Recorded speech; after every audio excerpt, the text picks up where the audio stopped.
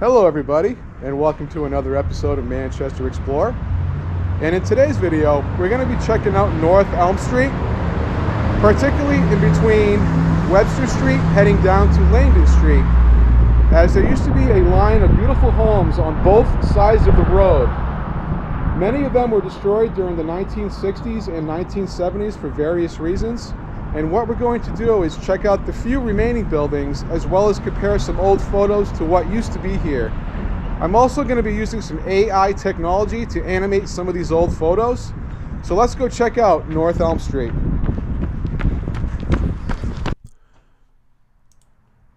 As we start here on West Appleton Street to then head southward on Elm Street, most of these buildings that I'm about to present to you were constructed between the years 1880 and 1900.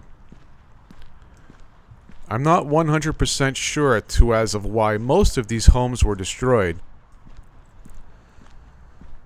but if you pay close attention, it's fairly obvious, as a certain object is not present in the old pictures that I'm about to present to you, as I'll share my opinion as to why many of these buildings are no longer present a little later in this video. And just ahead is the intersection of Webster Street. And if you watched my previous video about Webster Street tied into this intersection, which was also once a beautiful area. And here's a picture. Directly in front of me once stood a very prominent building, as well as two buildings that were on each side of it. And where this gas station now stands, there once stood a large, beautiful building.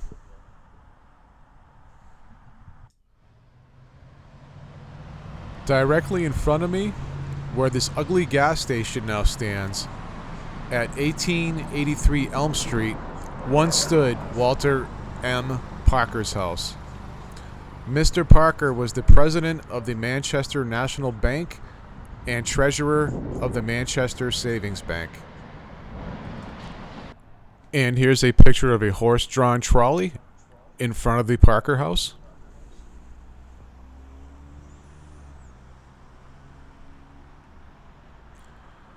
And if you notice, there is a building to the left of the Parker house that's no longer present, but the house on the right still exists. Here's an 1890s photo that was taken from this location. Notice the woman dressed in white as we walk towards and through the entryway.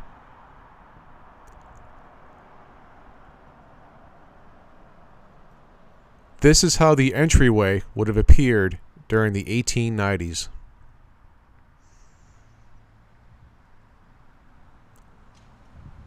As well as the living room and the bathroom. Notice the detailed bathroom fixtures, as these would be highly valuable and rare in today's market.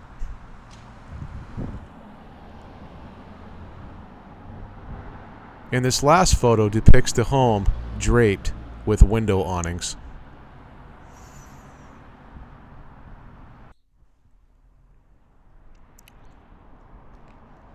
And here, on the corner of North East Webster Street, depicts an image of a horse-drawn trolley with the house in the background before it became vinyl-sided.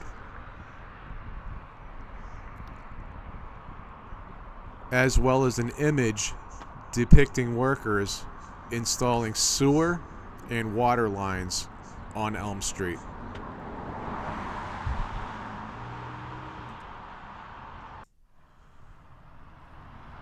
This next house that I'm about to show you, where this ugly modern commercial building now stands, was stunning and one of my personal favorites. It was once the home of John Sullivan, who was the Secretary of the Navy under President Truman. The home stood from the year 1880 up until 1977. And here's an image dated to 1884 depicting a horse-drawn trolley in front of this building. Also notice the other two buildings that are no longer present.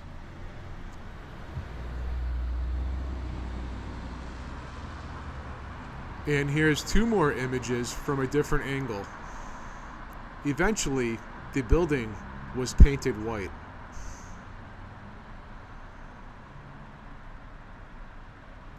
And while we're here, let's take a quick walk down Webster Street. On my right, I just showed you this house, as now it's vinyl sided.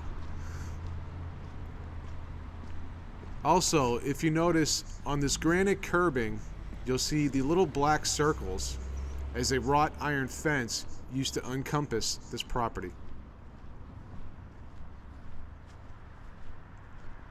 And this beautiful blue house was built during the year 1910.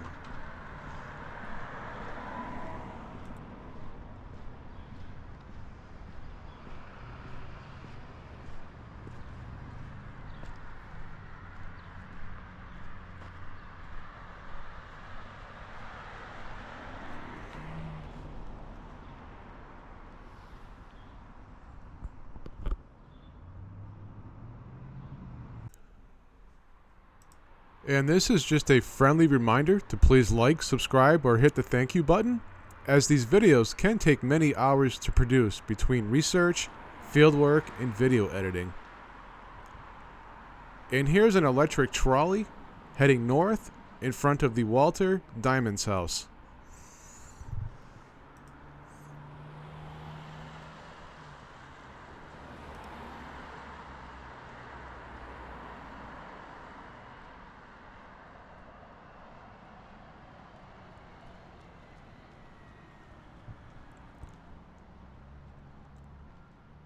And now we'll check out the Walter G. Diamond's house.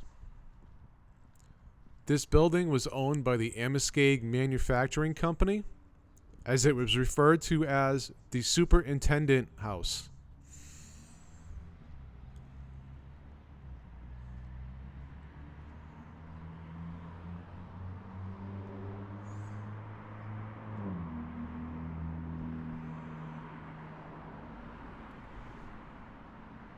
And I'll also share a few images that were taken from this side of the building.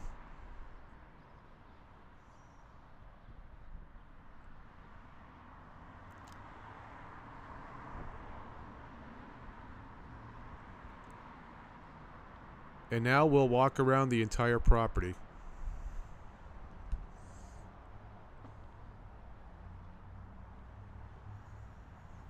And as you can see, it's a rather large building that's highly detailed.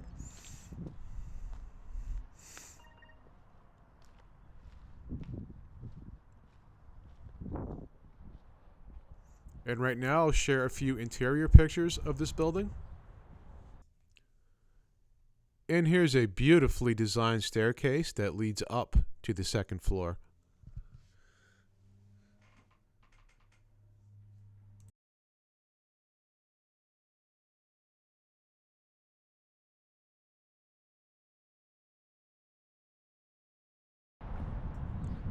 And as we pan around, we can see this little red building here, as I'm not sure what it is. So let's go check it out. This building seems a little small to be a carriage house. In my opinion, I think it's a water pump house, although I'm not sure. But if anyone knows, please leave it in the comments.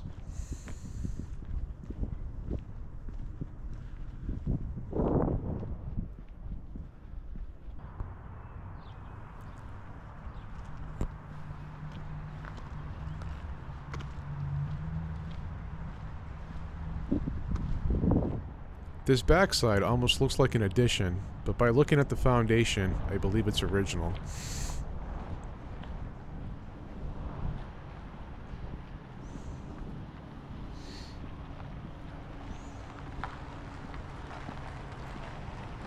And now we'll check out this beautiful bay window.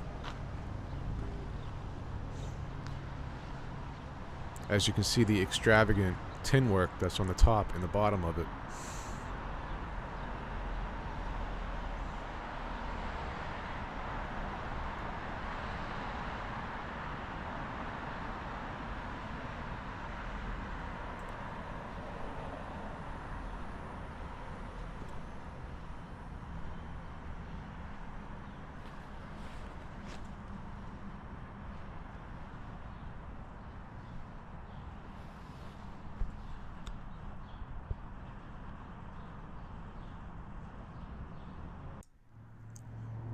And as we head over to the Carpenter house, I did manage to find one photo of a house that used to sit in between these two buildings, although there's absolutely no information that I could find about it.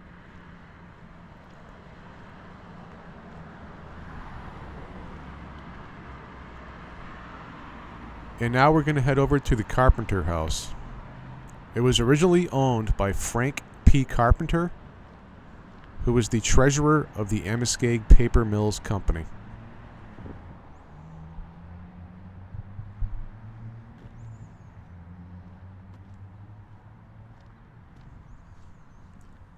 And now we're going to walk around the entire property, as well as the carriage house that is behind it.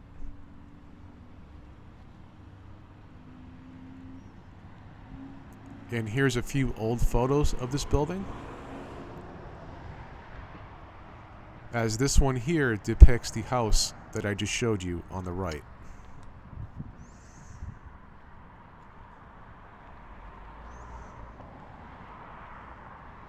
And here's a few other photos as well.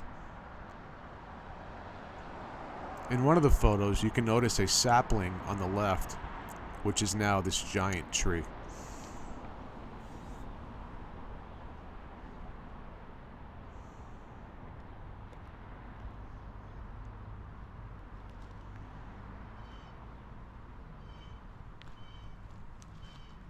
And as you can see, that little sapling grew rather large.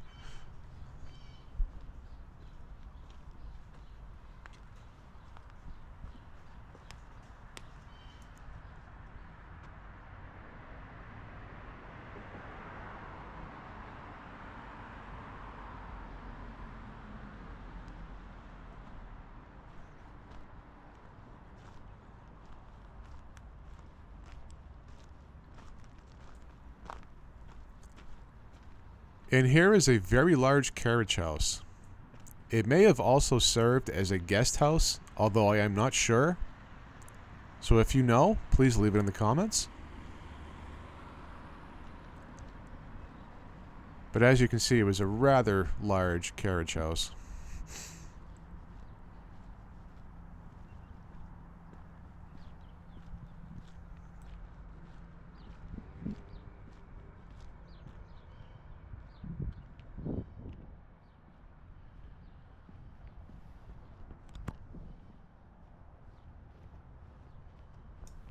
And now I'll share a few interior pictures. Here's a stairwell with Mr. Carpenter's portrait on the right, as well as a wood stove. The top of another stairwell, as well as a dining room, and the top of another staircase.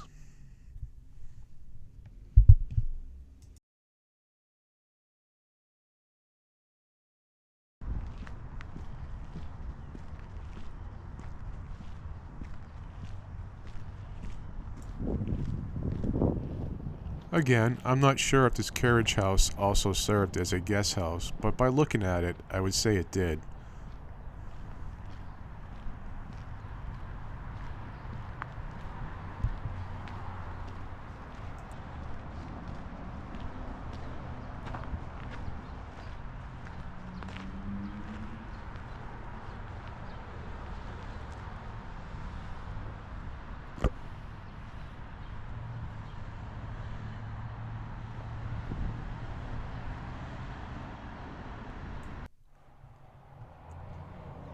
And here on the street corner, we can see the bulk house, along with a horse-drawn trolley heading northward.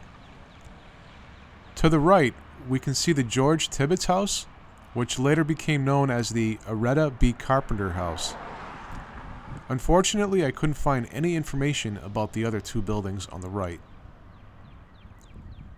And here's another photo of the Balk and Tibbetts house.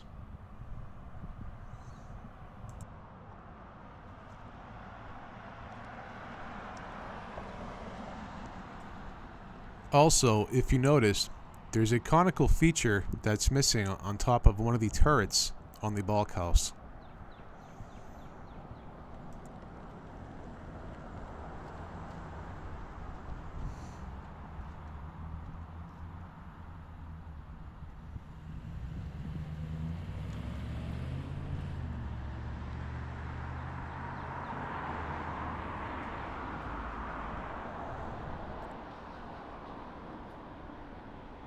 And as we walk around this property, this is one of my favorite of the bunch.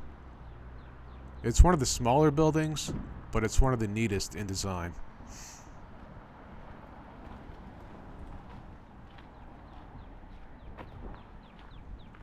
And right there is that turret that's missing the conical feature that I mentioned earlier.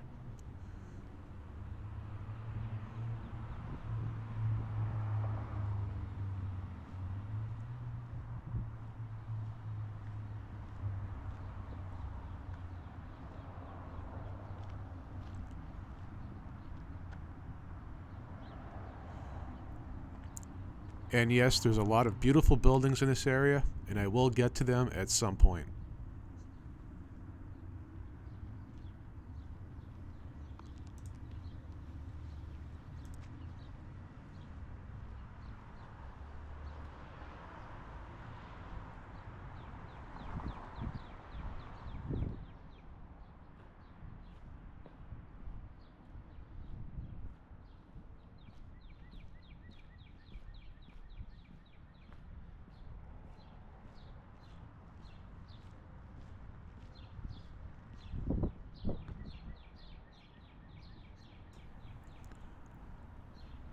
Directly in front of me is the Balk house, and to my right is the location to where those three buildings once stood.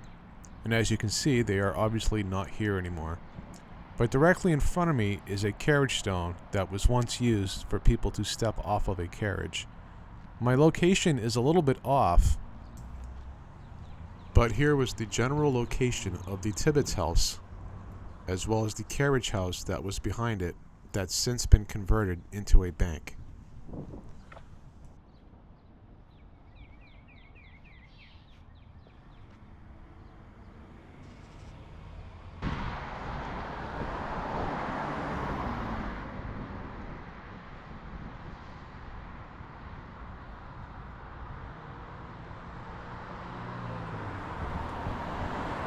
And as we head south towards Salmon Street, you'll notice another carriage stone where that other house once stood.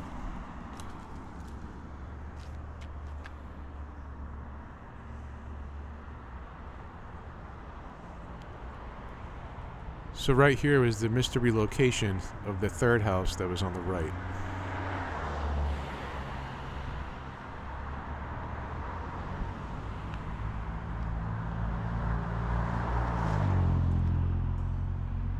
Directly in front of me, on the corner of Salmon Street, once stood William F. Hubbard's house, as well as another mystery house to the right of it.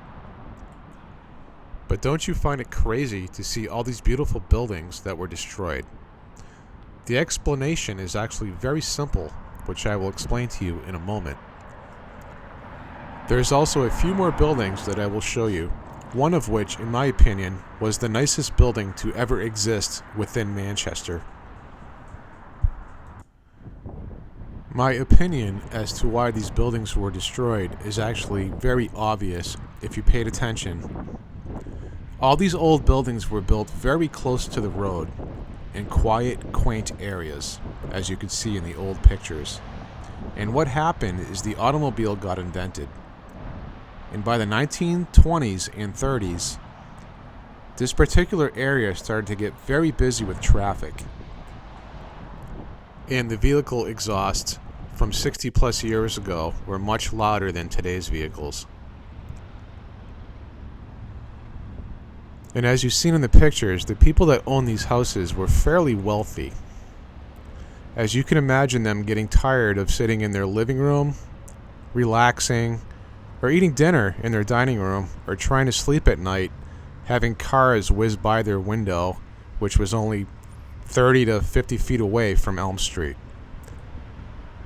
So what ended up happening is suburbia started to happen. As roads started to get paved towards Bedford and neighboring towns, these people decided to move into brand new large houses in the suburbs. These old buildings started to lose value, and what happened is investment companies, bankers, and insurance companies started to buy all these properties up, as many of them got torn down and turned into various commercial buildings. And the proof is in the pudding, as the remaining beautiful buildings are all commercial buildings. Not a single one of them is lived in. And if you head to North Elm Street towards the dead end, all those buildings are still lived in, as well as the surrounding neighborhoods that still have beautiful homes. So that's my conclusion, is that the automobile and paved roads is what destroyed this section of North Elm Street. This building directly in front of me, on the corner of Blodgett Street, was once a Chrysler car dealership. But believe it or not, once again, there was a row of houses here that predated this building. But here's a photo of this building when it was a Chrysler car dealership.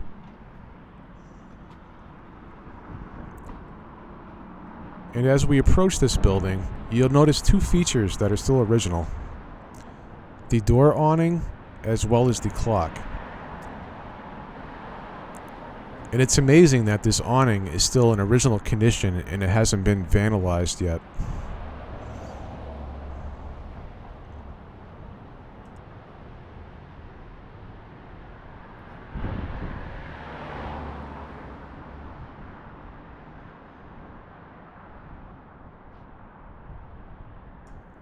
I also managed to find an interior photo of this dealership.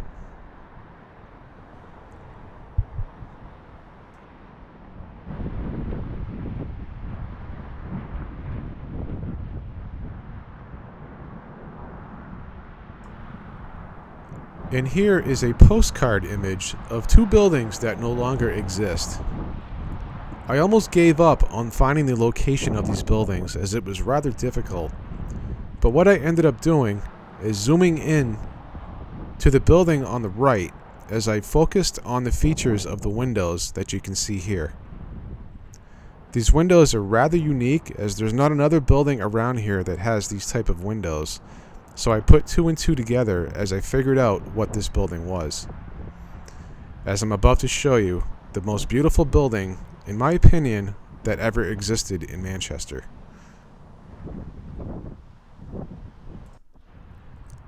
This next house that I'm about to show you was a two-story Second Empire stylized building that dates back to the 1860s, and in my opinion was the nicest house in Manchester's history.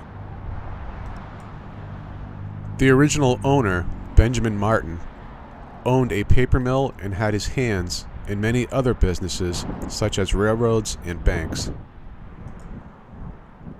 And here you can see the original Jenny's gas station that stood where this large Masonic temple now stands, as you can also see the Martin house in the background. In this next picture, which was taken during the late 1960s, depicts the new Jenny's garage and the Masonic temple to the right. The Martin house is no longer present, as it once stood where this garage is now located.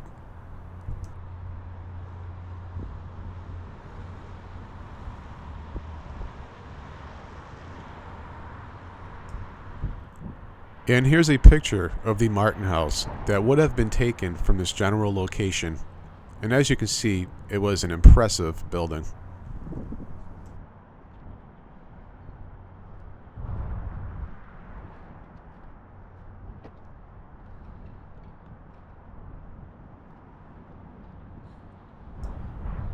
And here's a picture depicting the front of the house. And as you can see, it was a very impressive building.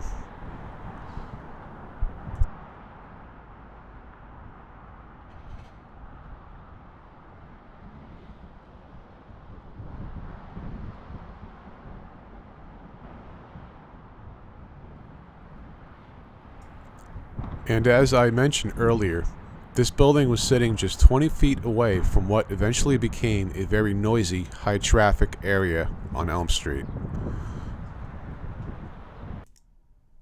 Also, the two large bronze lions that once sat in front of the entryway still exist, as they now sit proudly at Lafayette Park, located on the west side, as these lions give a solid perception to as of how grand that house was.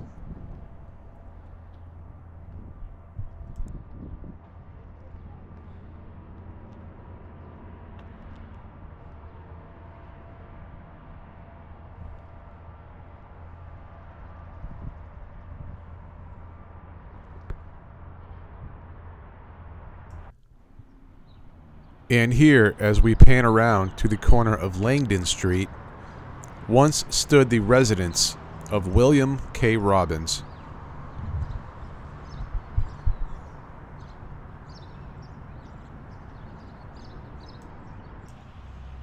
And here's another photo of the Robbins residence taken from a different angle. Also, in the distance, you can faintly see the Smith estate, as well as 3 or 4 mystery buildings that I could not find any information about.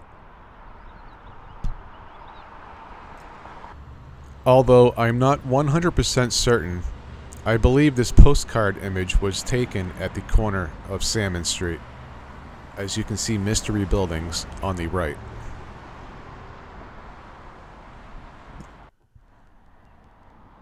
At this location was once the residence of Charles F. Morrill, as it's now the Lambert Funeral Home. And when comparing this old photo, it's quite clear that this building has been heavily modified, as the roof line is different. They also added a dormer in the middle of the building. Also, the original porch is no longer present. And where this carport now stands, we can see a mystery building that may have been the original carriage house, a guest house, or quite possibly another mystery house.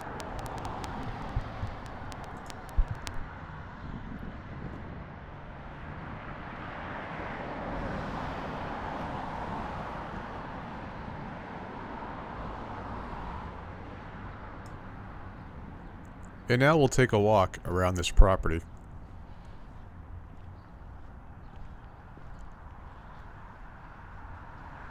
Also, those sections on top of the roof where the 3rd floor is are also likely not original.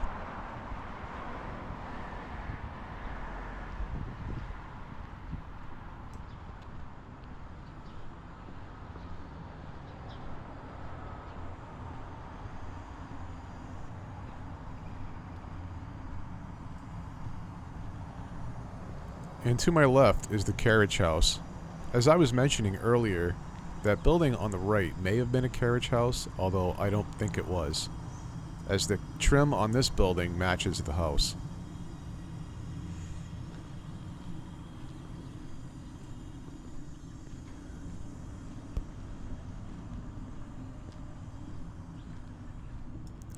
And as you can see, there's a lot of beautiful buildings here, and these are all lived in, unlike the remaining buildings on Elm Street, which are now commercial buildings due to all the traffic noise.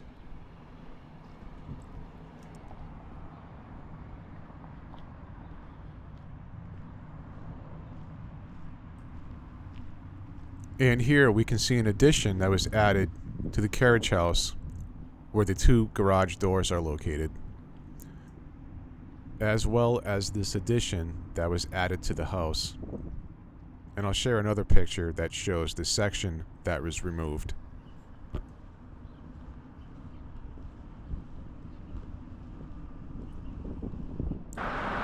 And here's a group of people heading south down Elm Street on horse-drawn sleighs. Also noticed all the buildings on the right that are no longer present, except the sole survivor, which we're going to check out right now.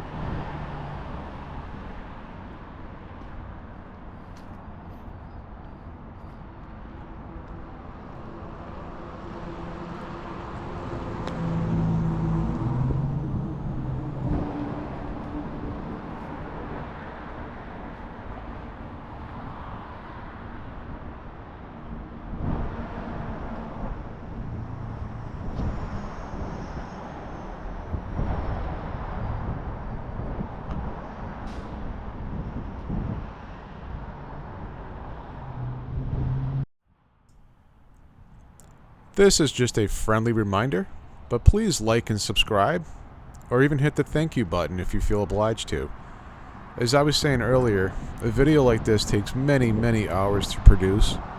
I do this as a hobby, but I really appreciate the views, as my goal is to get to 5,000 subscriptions by the end of summer. But as this video comes to an end, I just want to show you guys the last of the remaining buildings that were once located on this section of North Elm Street.